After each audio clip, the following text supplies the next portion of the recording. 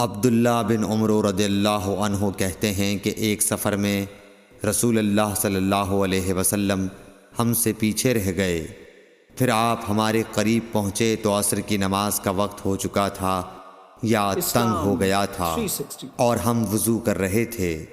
ہم اپنے پیروں پر پانی کا ہاتھ پھیرنے لگے تو آپ نے بلند آواز سے فرمایا کہ آگ کے عذاب سے ان ایڑیوں کی جو خشک رہ جائیں خرابی ہے۔ یہ 2 مرتبہ فرمایا یا 3 مرتبہ؟ صحیح بخاری حدیث نمبر 96۔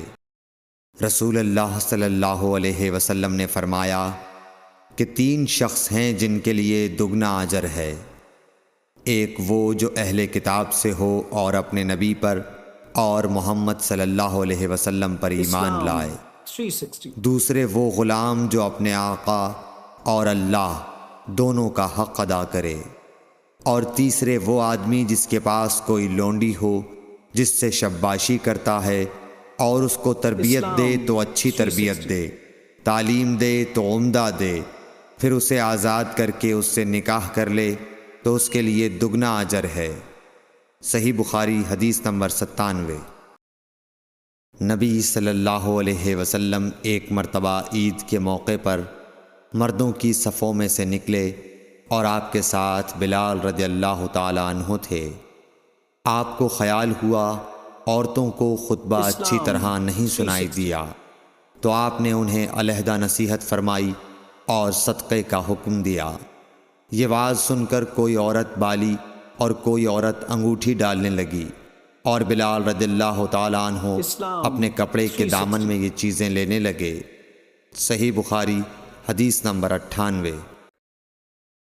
حضرت ابو ہریرہ رضی اللہ تعالیٰ عنہ نے عرض کیا، یا رسول اللہ، قیامت کے دن آپ کی شفاعت سے سب سے زیادہ سعادت کسے ملے گی؟